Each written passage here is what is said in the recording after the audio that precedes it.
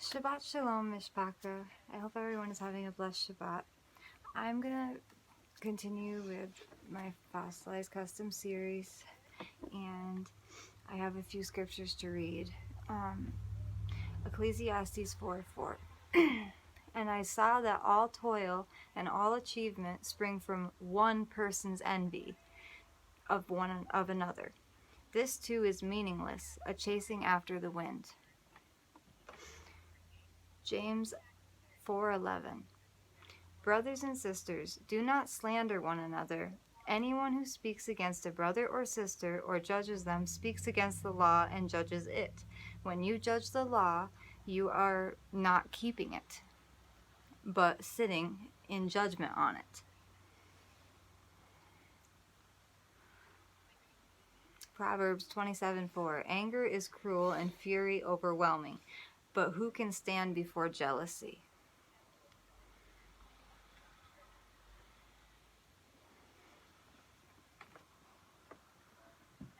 Romans 12:21. Do not be overcome by evil, but overcome evil with good.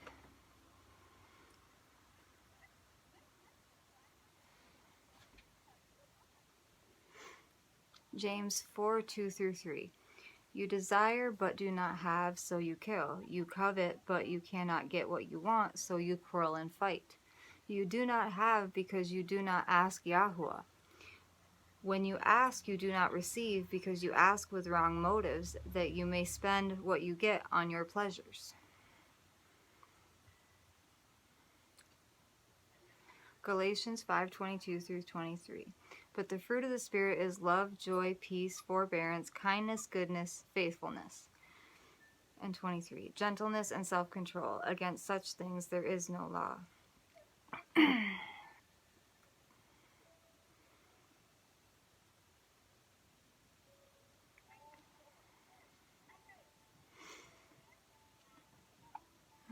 me see here. Proverbs 23:17-18. Do not let your heart envy sinners, but also be zealous for the fear of Elohim.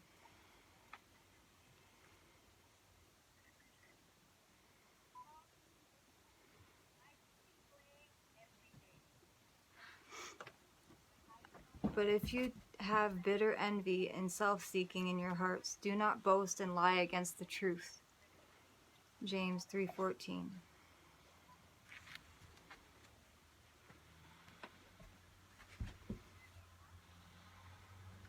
Now the works of the flesh are evident, which are adultery, fornication, uncleanness, lewdness, idolatry, sorcery, hatred, contentions, jealousies, outbursts of wrath, self-ambitions, dissensions, heresies, envy, murders, drunkenness, revelries, and the like, of which I tell you beforehand, just as I also told you in time past, that those who practice such things will not inherit the kingdom of Yahuwah.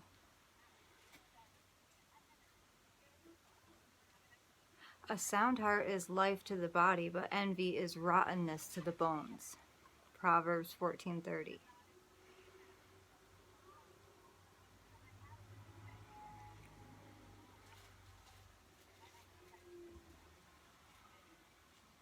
For where envy and self-seeking exist, confusion and every evil thing are there. James 3:16. Okay, so those are the scriptures for today, and I will be reading where I left off last time. And that was here. Rosaries-Necromancy. The prayer beads which monks and nuns wear and are sold to the laity or the common people in Catholicism came into their system around CE 1090. About the same time, indulgences and celibacy were embraced. Prayer beads originated with pagans and are very common among Buddhists and Muslims. The Rudraksha beads of the Buddhists have 108 beads and are sometimes seeds. The Muslims use 99 sacred stones on their rosaries, and Catholics have 59. During the time that the lands of Spain and Portugal were controlled by the Islamic Moors, a city was established called Fatima, named after one of Muhammad's daughters. The story is that 3 Catholic children met an apparition of Mary in Fatima, and this Mary gave one of them the prayer beads to pray with her, or to pray to her with. Mary worship had started in CE 431 and kept growing more and more over the centuries. Mary is in the news quite often, still popping up in people's houses, on burned toast, or in the clouds. Catholics rally to see her. It is an odd thing, but Muslims also pray to Mary because Muhammad married a Roman Catholic nun named Khadijah and learned to venerate Mary from her. They only pray to Allah and Mary, yet they don't pray to Muhammad. Both Muhammad and Mary are dead and rotting in the ground. In the U.S., a state is named for Mary, Maryland. Pagans' repetitive prayers are condemned by Yahusha. Note Matthew 6:7.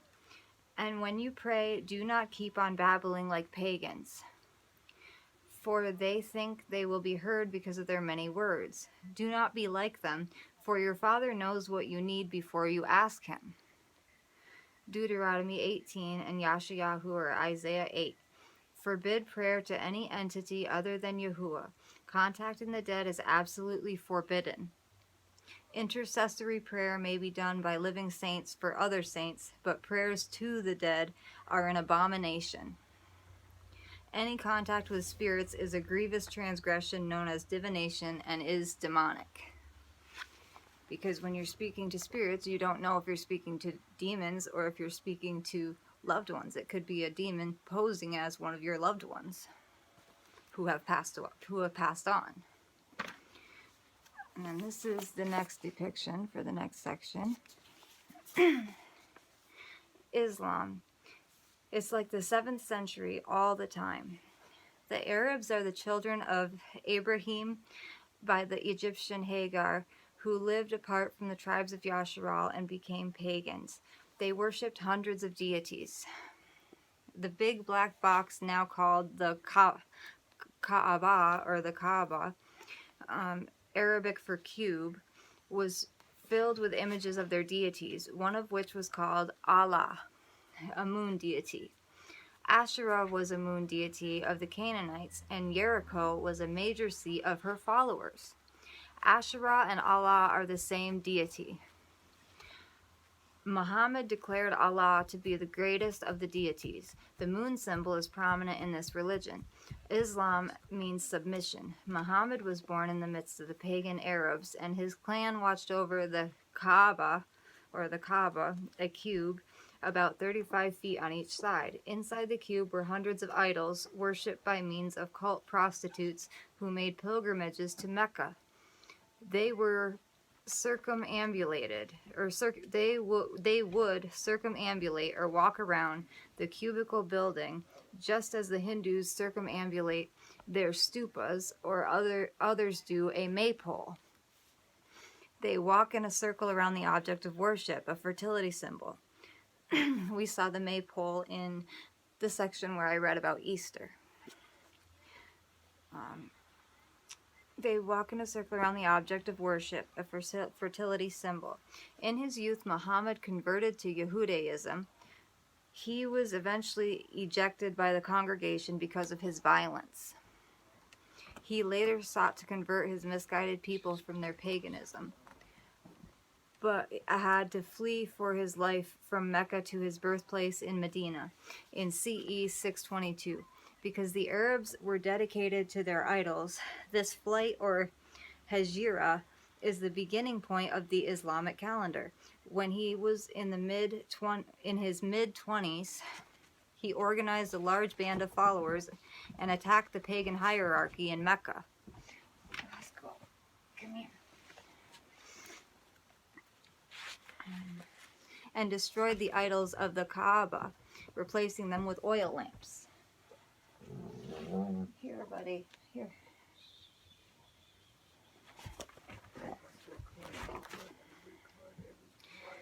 The Kaaba and its environment had to be reinvented to mask its former use.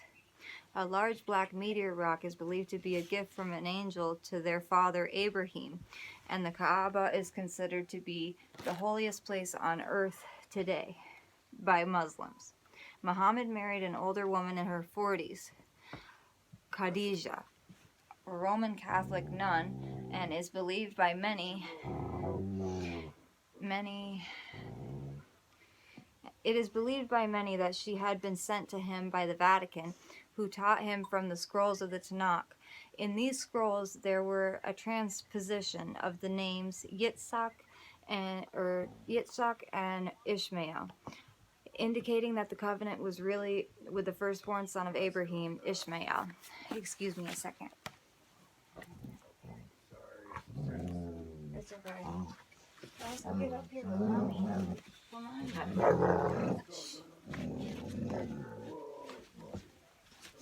on, bud. There you go. Sit down. Sit down. Shh, shh, shh. Okay, my apologies. I had to get my buddy. Sit down, bub. Sit down, Roscoe. Okay. She usually does when I read. Sit down, bub. I love you. I love you. Okay. You can sit here. Yep. You're a good boy. Okay. Shh, shh, shh.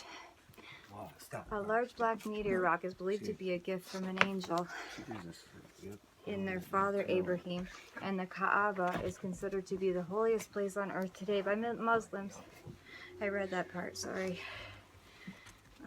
This caused the The transposition of the names Yitzhak and Ishmael indicated that the covenant was really with the firstborn son of Abraham, Ishmael. This caused the Ishmaelites to rise up and recapture the land of Israel from the Persians. After the slaughter, Rome would make her move, the Crusades. The Muslims embraced praying to Mary because of Muhammad's wife's dedication to her. They consider Rabbi Yahusha to be a prophet, but they pray to his dead mother. The writings of Islam are called the Quran, or Quran, from the Hebrew word kara, proclaim. Their use of the word Allah is known to them as meaning the God from the word Allah, which is in Hebrew means mighty or lofty one, but it is not a name. The Ishmaelites and Yisraelites are born Hebrews, or both Hebrews, and are brothers, yet they fight over the land given to Abraham. The problem between them is their difference in belief. The Romans renamed the land Palestine, a Latinism for Philistia, the land of the Philistines, who came there as settlers. When we see the Arabs referring to themselves as Palestinians, they are calling themselves Philistines, as if their claim to the land predates the tribes of Yasharal. Genesis 21:34 states, Abraham sojourned in the land of the Philistines many days. Obviously, Abraham wasn't a Philistine, so neither were Yitzhak or Ishmael. Ishmael was half Egyptian because Hagar was Egyptian. The Ishmaelites lived in Arabia, giving the name Arabs. Arab merchants bought Yusuf and carried him to Egypt and sold him to Potiphar, Pharaoh's captain of the guard, Genesis 39:1. When all of these things are objectively presented to a Muslim, they become very confused. They face objectivity presented to a Muslim, when all these things are objectively presented to a Muslim, they become very confused. They face Mecca when they pray. When they rise up in their jihad, holy war, they are sometimes heard chanting, first the Saturday people, then the Sunday people. The name Ishmael means Elohim hears. The descendants of Ishmael have lived in hostility to all their brothers. Genesis 25:18. The name Ishmael was given by Yahuwah to the boy of Hagar, who had fled from Sarah for being mistreated. Genesis 16. He told her Ishmael's hand would be against everyone, and would live in hostility towards all his brothers. There is nothing worse than a religious fanatic. They are taught that if they die in jihad, we will be instantly taken into paradise and given dozens of dark-eyed women as wives. They can't wait to die. They strap explosives to themselves, put their children in the line of fire when they instigate skirmishes, and generally seek to kill everyone who will not submit to their Allah. The objective of Islam is to control the whole earth and the extermination of the unbelievers and establish a worldwide caliphate. They control the Temple Mount in Jerusalem, a city not mentioned in their Quran. To a Muslim, Mecca or Makkah is the most important place on earth. And that is the depiction for that section. Gospel. Stop. I know, I'm being quiet. Pagans used images of animals to represent their deities. Notice the similarity of the above image of the beast. The eagle represented Mithras to the Persians, an anthropomorphic image of the sun. On the right is the original flag of the Holy Roman Empire. The flag was of the empire, was modeled after the old Roman Empire flag, and came into use during the 800s under Charlemagne. Most pagan nations' flags utilize a beast of one sort or another, and the eagle is as old as Zoroastrianism, being a symbol of Ahura Mazda, aka Mithras. The pagan priests Magi wore an eagle over their chests. The Pharaoh of Egypt did as well. Many cultures still use this old pagan beast image. The Egyptian, Romans, Germans, Aztecs, USA's Great Seal, and others cherished this image of the sun, the great Mithras eagle. The phoenix, mythical firebird, is used by the Jesuits or the Illuminati and Masonry. When Lou was 16, he used a Gibson Firebird guitar below.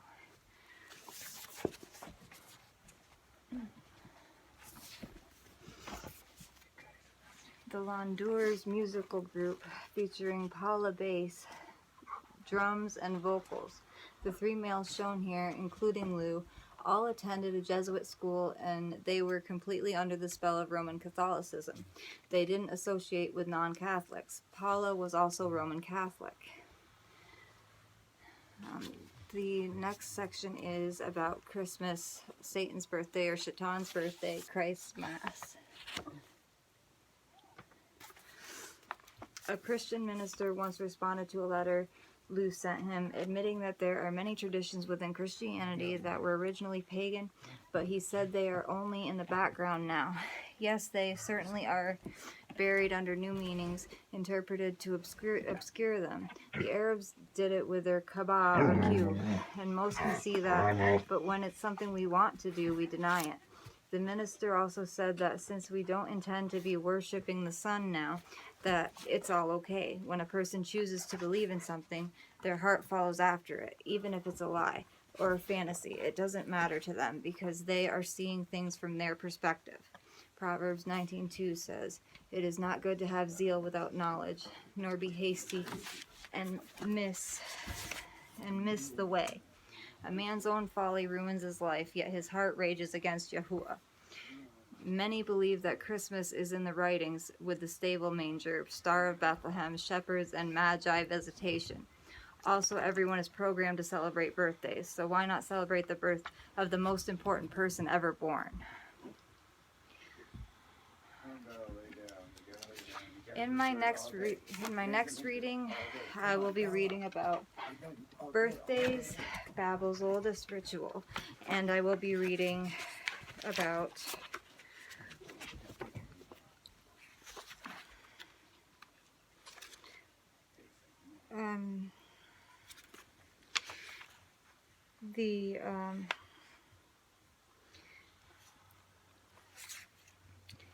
where the medical industry came from, or RX, AD and BC. And if I can fit it in my next video, I will read the Magi Wise Ones, Babel's Mystagogues. I hope everyone has a blessed Shabbat and a peaceful Shabbat, and everyone have a good day. I love you all. Shalom. Shabbat Shalom.